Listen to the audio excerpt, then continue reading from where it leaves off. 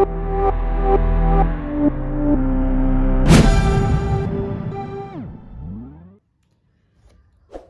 Student, welcome to our channel CS engineering Gyan. Software engineering के tutorial में आज हमारा टॉपिक है types of non functional testing.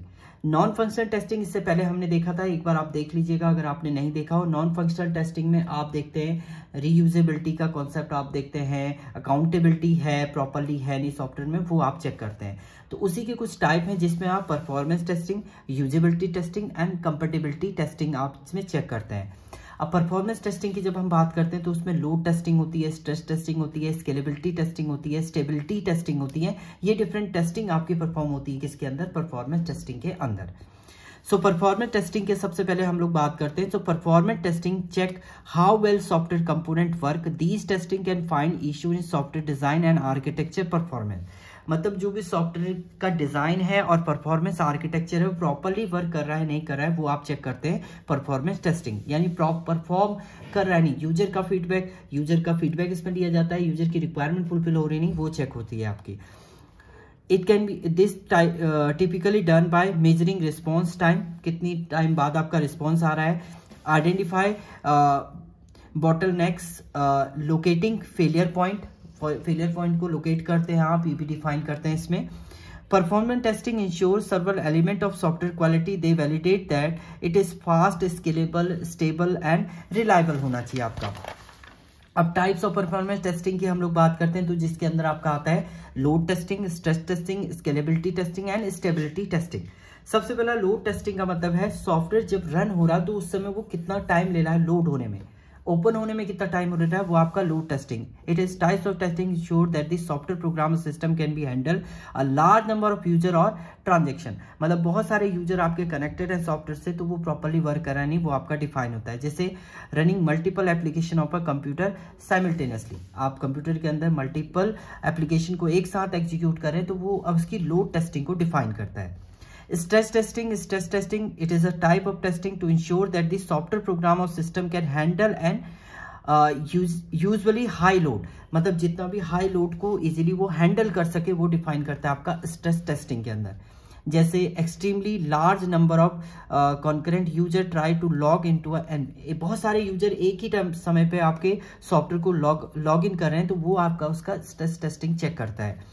Scalability testing, it is a type of testing to ensure that the software program or system can be scaled up or down to meet change need। अगर आप change कर रहे हैं software में कुछ मतलब maintenance आपने किया उसके बाद भी अगर यूजर की रिक्वायरमेंट को फुलफिल कर रहा है then it is scalable testing, वहां पर आपकी चेक होती है।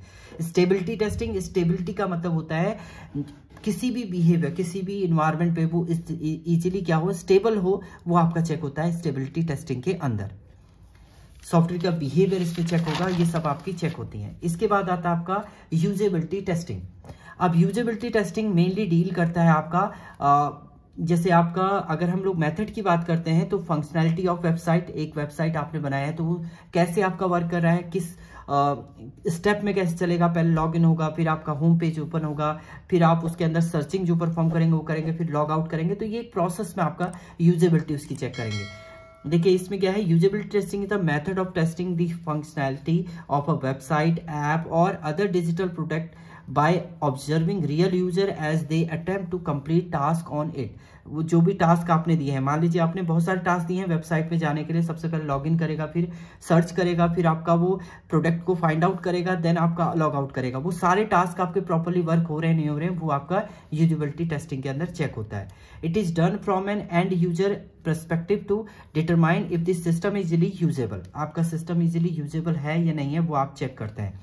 देखिए इसके जो स्टेप है वो क्या है, सबसे पहले प्रिपेयर होगा प्रोडक्ट, उसके बाद फाइंड पार्टिसिपेंट यूजर, कितने यूजर आपके पार्टिसिपेंट, राइट टेस्ट प्लान आप राइट अप करेंगे। रोल ऑफ मॉडरेटर का रोल क्या होगा, अगर यहाँ पर आपका फीडबैक आता है तो फीडबैक के अकॉर्डिंग दोबारा से प्रिपेयर होगा प्रोडक्ट, नहीं तो आपका फाइनल रिपोर्ट जो होगी वो सबमिट हो जाएगी। अगर यहाँ पर कुछ टेस्ट प्लान के थ्रू कुछ प्रॉब्लम आती है तो दोबारा से रिडिजाइन होगा, अदरवाइज आपका फाइनल रिपोर्ट सबमिट कर देगा। इसके बाद आती है आपकी compatibility testing. Compatibility testing is a type of testing that examine and compare functionality over multiple browser device. मतलब आपके बहुत सारे ब्राउजर पे वो आपका कोई वेबसाइट आपने बनाई, ऐसा नहीं होना चाहिए वो एक ब्राउजर पे तो प्रॉपर तरीके से चल रहा है, दूसरे ब्राउजर पे नहीं चल रहा है।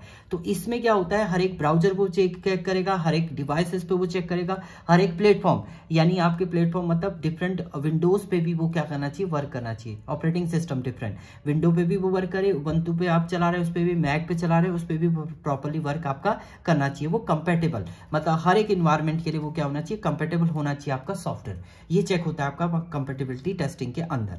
The compatibility testing is conducting to ensure that the concern application can fulfil expectation concern with various device browser operating system combinations. मतलब आपका डिवाइस पे भी वो प्रॉपर्ली कंपेटेबल हो, ब्राउजर पे भी और ऑपरेटिंग सिस्टम पे भी प्रॉपर्ली वो कंपेटेबल होना चाहिए आपका सॉफ्टवेयर। तो ये डिफाइन करता है आपका नॉन फंक्शनल टेस्टिंग। सो ये थी आपकी नॉन फंक्शनल टेस्टिंग के टाइप्स। Thank you student.